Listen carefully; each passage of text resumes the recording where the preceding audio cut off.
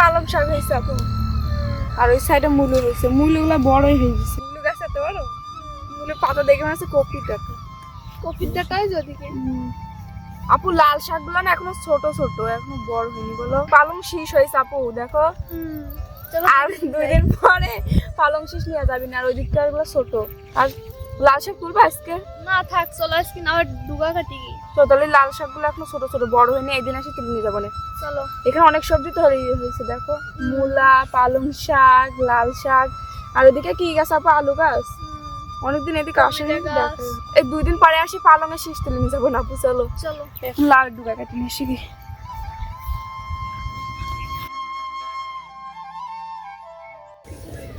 এদিকে আপু কতগুলো লাউ পয়সে গেছে, দেখো। একদম অনেকগুলো পাতা টাতা সব মরে গেছে। কাটো। এখানটা কাটলাম, ভালোই আছে। ছোট করে কাটবো? কাটো নাও। তাহলে আমি এটা তুললাম, তুমি ওইটা থেকেই করো। কাটো, আমি দেখছি। আর এদিকে আসো।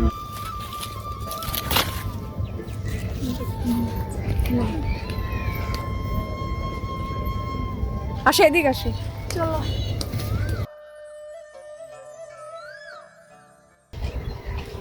চলো ওইদিক যাই। চলো। এগুলো সব এখন ছোট ছোট, লাউ হবে তো আর কাটা যাবে না। ছাগলেও দেখো মনে হয় কথা খেতে নিচে ছাগল।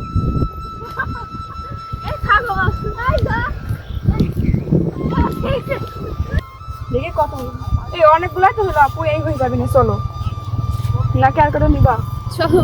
চলো এটাই হয়ে যাবি না। কি সুন্দর বাতাস, আজকে মাঠে খুব বাতাস।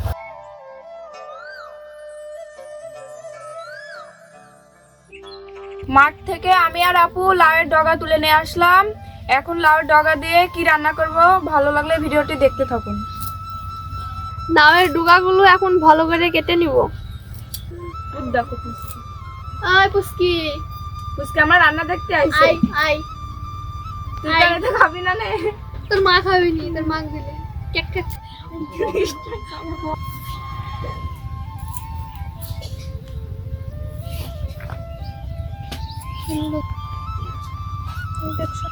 আজকে আমাদের এখানে সকাল থেকে রোদই উঠিনি, চারিদিকে কুয়াশা, খুব শীত লাগছে। এই জন্য চাদর পরে এসেছে আমি আর আপু আজকে। দেখুন বাইরে শীত লাগছে। কি কুয়াশা, অন্ধকারে কিছু দেখা যাচ্ছে না। এর ভিতরে 2-1টা আলু কেটে দিব, তাহলে অনেক সুন্দর লাগবে তরকারিটা।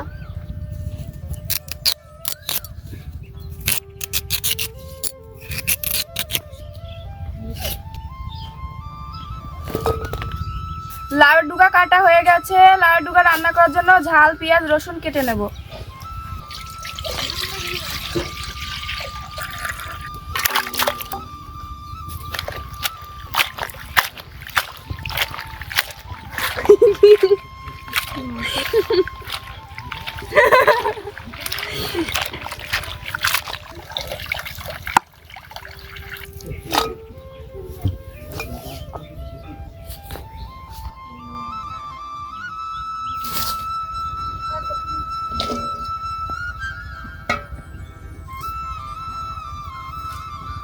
আমি এখন জিরা আর রসুন গুলো বেটে নিব।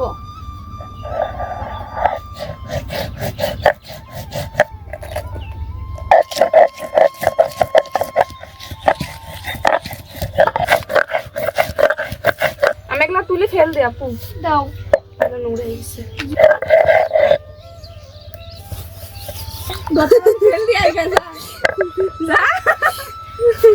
ভুলতে পারবি না নিজাতে, ভুললো ল্যাস না রাস্তা আপু। সবকিছু কেটে কুটে বেটে নিয়ে রেডি করে নিয়েছি, এখন আঁকা ধরিয়ে নেব।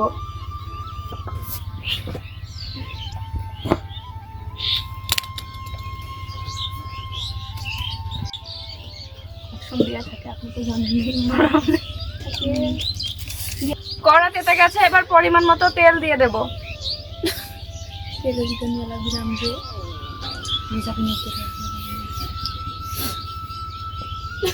তেলের উপর একটা শুকনো ঝাল আর 5 ফোড়ন দিয়ে দেব। এবার ঝাল পেঁয়াজ কাটা দিয়ে দেব।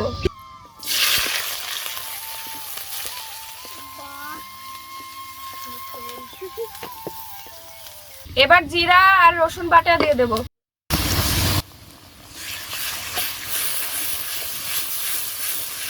এবার ধনিয়া গুঁড়া, লবণ, হলুদ দিয়ে দেব।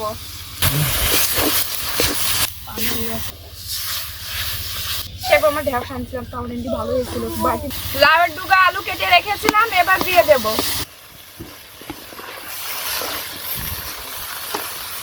আপু কি সুন্দর সেল বানাচ্ছে গো।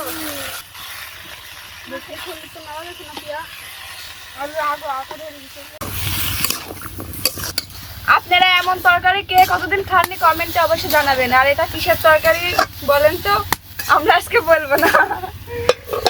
আপনারা যদি বলতে পারেন তাহলে ভালো, আর না বলতে পারলে এমন তরকারি শীতে রান্না করে খেয়ে দেখবেন, অনেক মজা লাগে।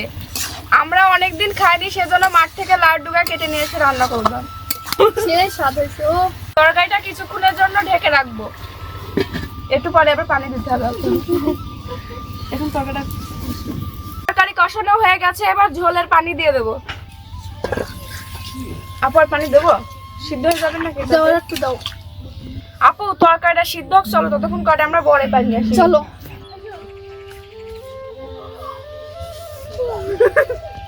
পারি? হ্যাঁ, মুদ্দা কাপু ওইদিকে পাকাগুলা পারবো। আর আসলে আমি পাচ্ছি পারতাম, যা আসা সিটাই গেল, কেউ পাকাগুলা সব কমের মধ্যে চলে গেল। পাকা কাঁচা সবই পড়েছে। পুরাও পুরাও পুরাও। সব সেল দিলে আসে পানি নিয়ে চলে যাবেন আপু, ভালো। ওরে আমার মাথা ধরেছে খাওয়ার জন্য।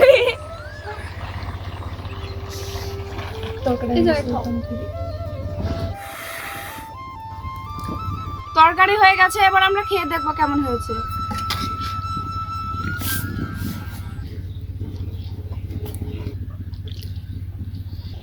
আপু কি সুন্দর সেন্ট ভরাচ্ছে গো। দেখো কি কুয়াশা, ঝোল ছাড়া কথা আগে খাইনি আপু। হ্যাঁ আমি খাই, আগে বলি কেমন স্বাদ হয়েছে। হেবি স্বাদ।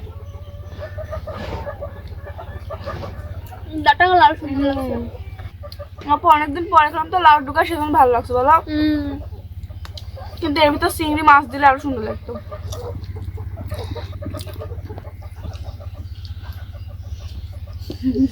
আমাদের লাউ ডুগা রান্নার ভিডিওটি যদি ভালো লাগে অবশ্যই একটা লাইক করবেন। আর এতক্ষণ কষ্ট করে আমাদের ভিডিওটি দেখার জন্য আপনাদের ধন্যবাদ।